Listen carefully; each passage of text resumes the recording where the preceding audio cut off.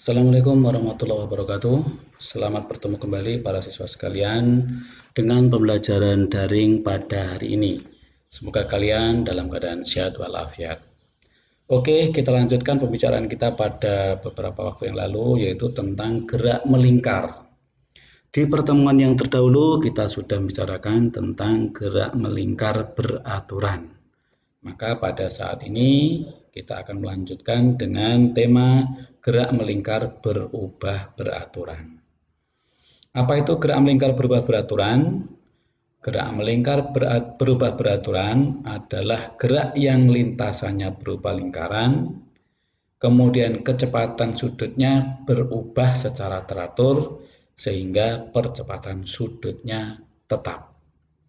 Ya, jadi gerak melingkar berubah beraturan itu lintasannya berupa lingkaran, kemudian kecepatan sudutnya berubah secara teratur.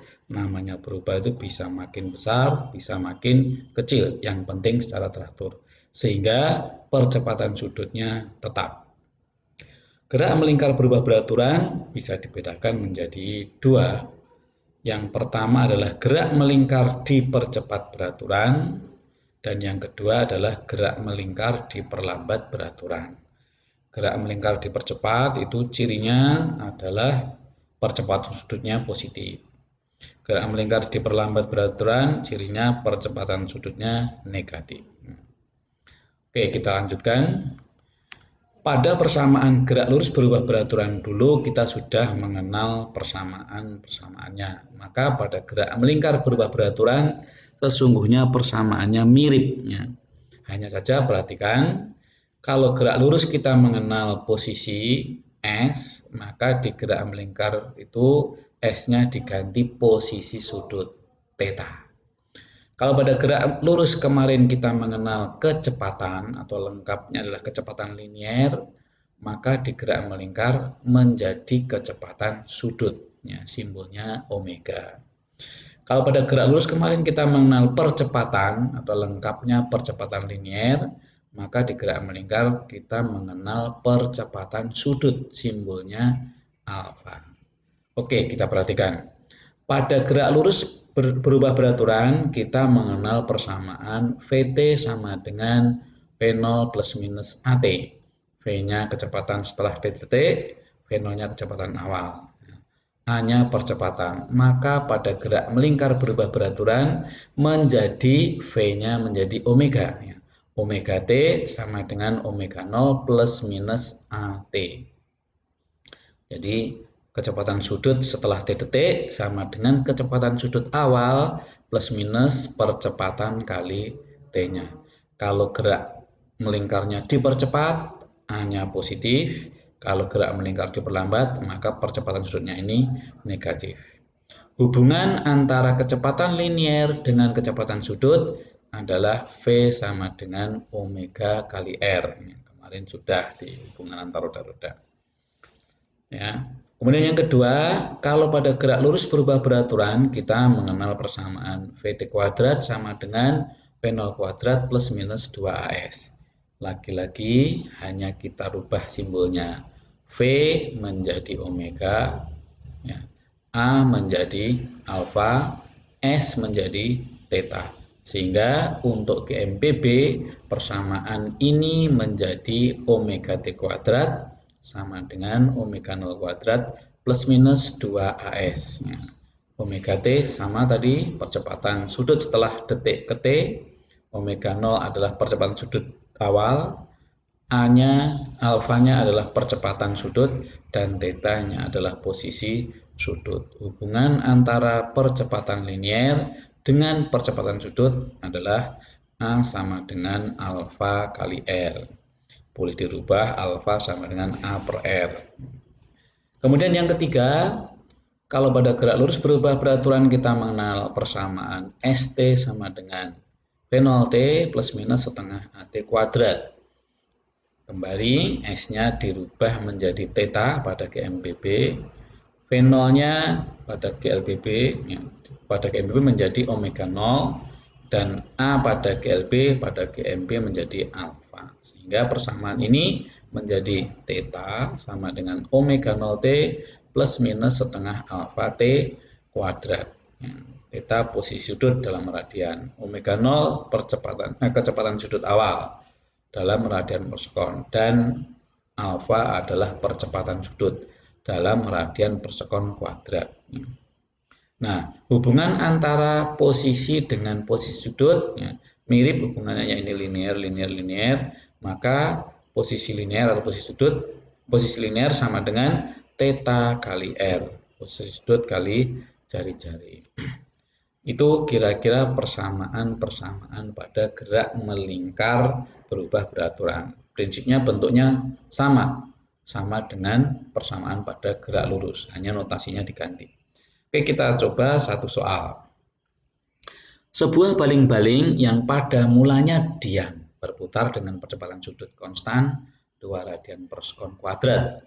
Tentukan percepatan sudut dan kelajuan sudut baling-baling 2 sekon kemudian.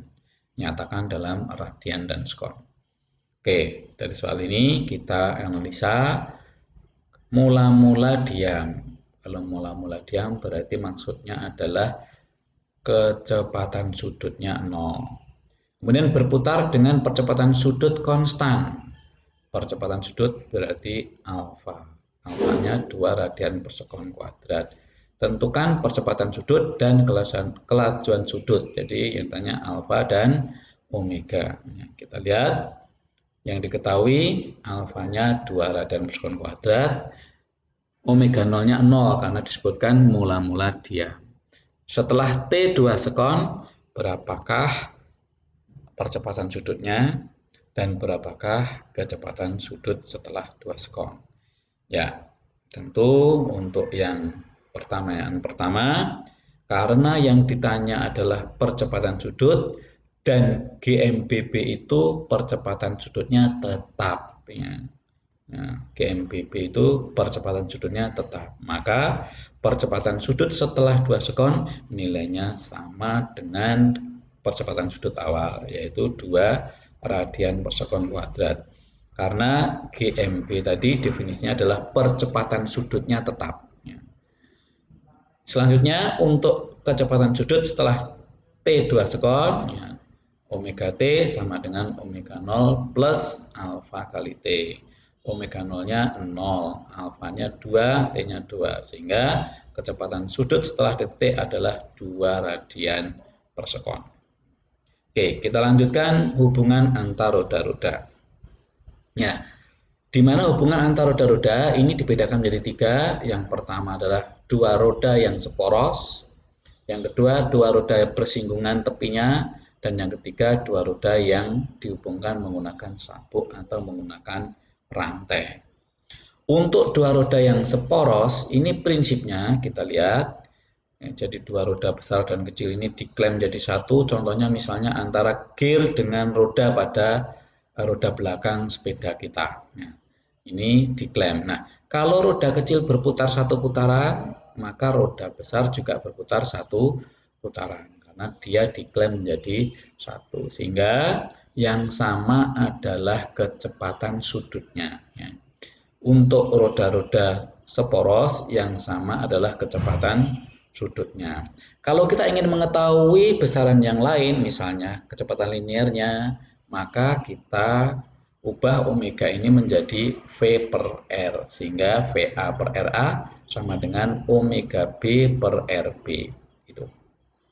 Untuk roda-roda bersinggungan itu tepinya bersinggungan. Nah, ini artinya kalau tepi sudut A bergeser 1 meter, maka tepi sudut B juga bergeser 1 meter. Berarti kalau meternya yang sama, maka kecepatan linearnya sama. Kalau ini tadi sudutnya yang sama, maka berarti kecepatan sudutnya yang sama. Jadi untuk yang bersinggungan, kecepatan linearnya sama. Kalau ingin mengetahui persamaan yang lain, misalnya omega, ya kita rubah V sama dengan omega kali R. Sehingga VA sama dengan VB menjadi omega A kali RA sama dengan omega B kali RB. Arah putarnya untuk bersinggungan berlawanan. Kalau roda satu berputar ke kanan, maka roda satunya berputar ke kiri. Yang ketiga, kalau roda-roda dihubungkan menggunakan sabuk atau menggunakan rantai. Ini kalau rantainya dihubungkan, berarti logikanya adalah kalau tepi roda A bergeser 1 meter, maka tepi roda B juga bergeser 1 meter. Kalau meternya yang sama, berarti kecepatan liniernya yang sama. Ya. Jadi untuk roda-roda menggunakan sabuk, kecepatan liniernya sama. Ya. Sehingga dapat kita rubah ya, seperti persamaan yang kedua. Hanya bedanya kalau menggunakan sabuk, arah putar roda A sama dengan arah putar roda B. Oke, kita lanjutkan beberapa soal. Misalnya, dua buah roda yaitu R1 dan R2 dihubungkan melalui sabuk. Maka arah putar rodanya sama. Arah putar rodanya sama. Kelajuan linier rodanya juga sama. Kita ambil contohnya. Jika gambar di samping roda A menggunakan sabuk, kelajuan linier roda 1 adalah 40 meter per sekon, sedangkan jari-jari roda 2 adalah 80. Tentukan kecepatan linier roda yang kedua. Kita lihat P1 adalah 40 meter per sekon dan R2-nya adalah 80 cm atau 0,8. Pertanyaannya berapakah kecepatan sudut roda 2? Di sini karena menggunakan sabuk yang sama adalah V-nya. Maka V2 juga sama dengan 40. P2 sama dengan V1. P2 sama dengan omega 2 kali R. Sehingga omega 2 sama dengan 40 per 0,8 atau 50 radian per sekon. Jadi V-nya sama, V liniernya sama, maka kecepatan sudut roda 2-nya adalah 50 radian per sekon. Oke, kita lanjutkan contoh soal yang kedua. Dua buah roda A dan B dihubungkan seporos antara satu dengan yang lain. Jika jari-jari roda A 3 cm dan jari-jari roda B 12 cm seperti pada gambar. Jika kecepatan roda A 6 meter per sekon, tentukanlah kecepatan sudut roda A, kecepatan linier, dan kecepatan sudut roda B. Nah, kita lihat, ini adalah roda-roda yang seporos. Kalau yang seporos berarti yang sama adalah kecepatan sudutnya.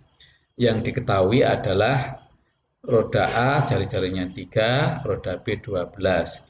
Dan kecepatan linier roda A. Kecepatan linier roda A adalah 6 meter per sekon. Yang ditanyakan kecepatan sudut roda A. Kalau kecepatan sudut berarti V sama dengan omega kali R. Kita lihat, karena kecepatan sudut roda A berarti karena V sama dengan omega kali R berarti omega sama dengan VA per RA. 6 meter per sekon dibagi jari-jarinya kita meterkan 0,03. Berarti kecepatan sudut roda A adalah 200 radian per sekon. Kemudian kecepatan linier dan kecepatan sudut roda B. Ingat, jika dua roda dihubungkan seporos, maka kecepatan sudut kedua roda yang sama. Maka omega B-nya langsung 200 radian per sekon, sama dengan omega A.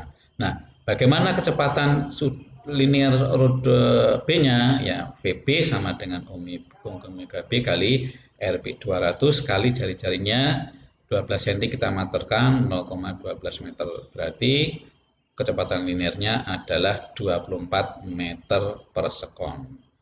Demikianlah contoh soal untuk gerak melingkar pada hari ini, yaitu gerak melingkar berubah beraturan. Kepada para siswa, semangat terus belajar. Kita tetap bersemangat untuk mengikuti pembelajaran jarak jauh ini. Mungkin hari ini sekian dulu. Assalamualaikum warahmatullahi wabarakatuh.